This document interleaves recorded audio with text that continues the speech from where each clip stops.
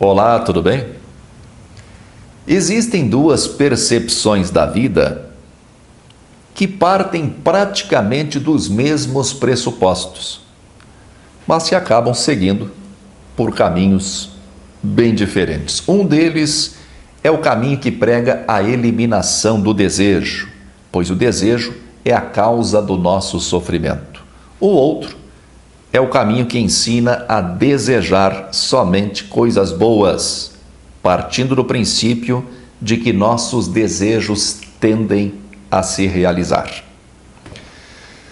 Que o desejo é causa do nosso sofrimento, eu não tenho dúvida. Se não desejássemos nada, jamais ficaríamos frustrados, pois a frustração é o resultado de um desejo não realizado. Não é verdade? Só se decepciona quem cria expectativas. Eu já tratei do desejo em alguns vídeos do canal. Acontece que o desejo é parte integrante da nossa natureza humana. Desejamos desde que nascemos e não há indício nenhum de que um dia deixaremos de desejar.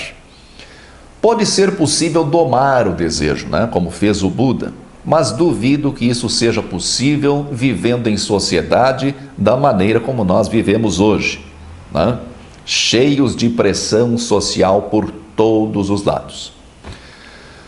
Hoje vem se tornando um pouco mais conhecido, se popularizando aos poucos, pelo menos entre determinados círculos, o caminho que prega a não dualidade.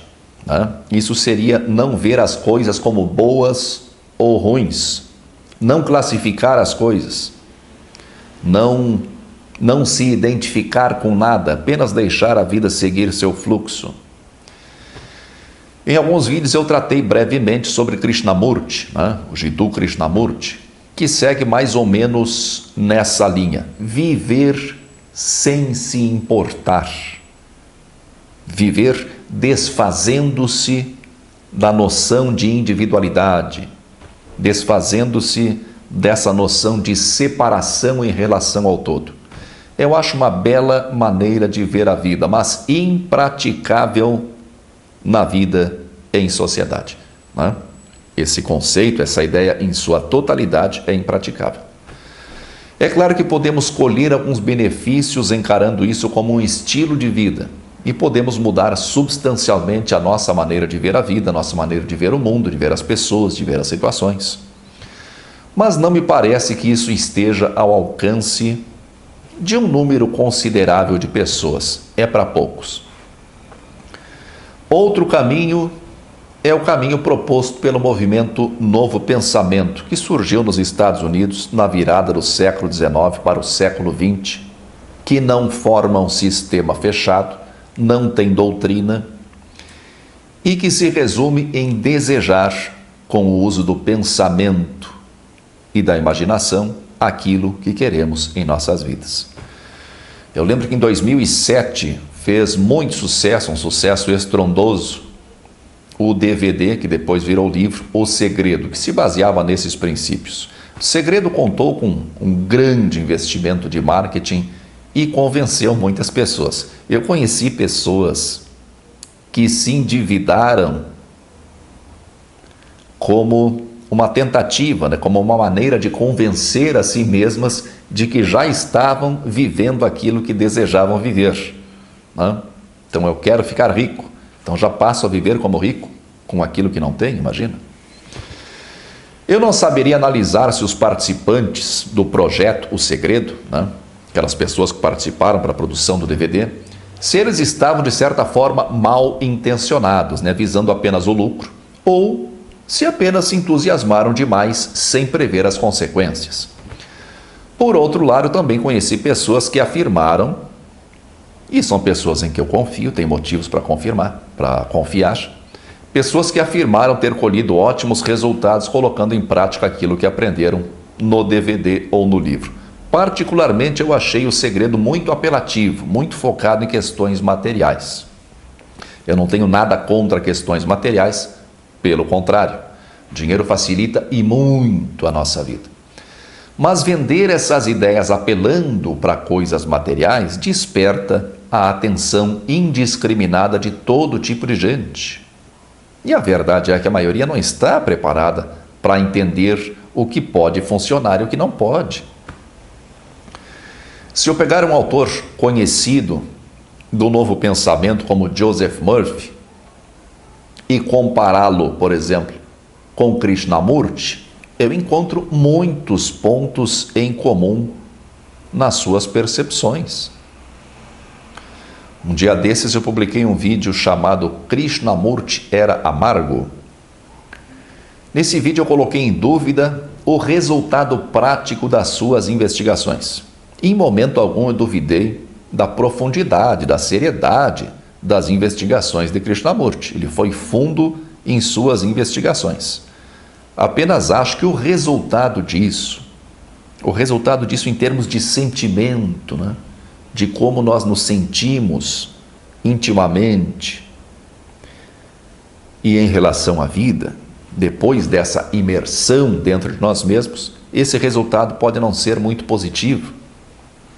A verdade é que de nada adianta uma grande descoberta sobre nós mesmos, sobre a nossa própria natureza íntima, se não nos sentimos bem a maior parte do tempo. Aí adiantou para quê? O que importa em última análise é como nos sentimos a maior parte do tempo. E eu terminei aquele vídeo dizendo que eu também fiz minhas investigações, que eu fui muito fundo, mas decidi fazer um recuo estratégico, pois achei melhor assim. Descobri muito sobre a nossa natureza, sobre a imensa ilusão que nos cerca, em todos os setores, em todos os aspectos, e achei melhor voltar para mais próximo da superfície. Não se é muito feliz quando se descobre que tudo é ilusão, e principalmente quando se permanece nessa constatação o tempo todo. Né? Descobrir uma coisa, ficar ali o tempo todo é outra. Foi uma importante descoberta, pretendo fazer bom uso disso, mas como eu ainda devo ter algumas décadas de vida pela frente, eu vou viver em contato com as coisas mundanas. Me parece que essa tenha sido a posição de alguns autores do Novo Pensamento, como é o caso do Joseph Murphy, que eu já citei, que eu conheço há muitos anos, que já indiquei muitas vezes, e do Neville Goddard, que eu só conheci há pouco, e na verdade eu só procurei por Neville Goddard porque algumas pessoas viram muitas semelhanças entre as minhas ideias e as ideias dele. Então li alguma coisa dele, pouca coisa na verdade, e vi que realmente há semelhanças. Mas confesso que sei muito pouco sobre ele, sobre a pessoa dele e sobre a sua obra. Mas fiquei com a impressão de que esses dois que eu citei, Joseph Murphy e Neville Goddard, também fizeram as suas próprias investigações. Eles não estão falando apenas teoricamente. E acharam por bem divulgar só aquilo que eles consideraram realmente benéfico para muitos, sem a pretensão de ensinar grandes segredos para poucos iniciados. Esse recuo estratégico de que eu falei é para evitar o vazio. Por trás de tudo, né, se nós vamos tirando um a um todos os véus da ilusão, o que nós encontramos é só o vazio. E existe a opção de recuar, né, de voltar um pouco para trás e, em vez do vazio, dirigir o foco da consciência no sentimento desejado.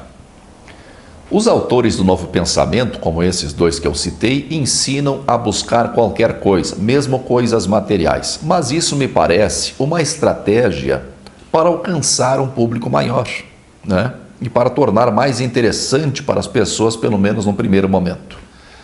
Qualquer pessoa que tenha percorrido um longo caminho nisso que chamamos de espiritualidade, às vezes de metafísica, né? Ou mesmo de filosofia.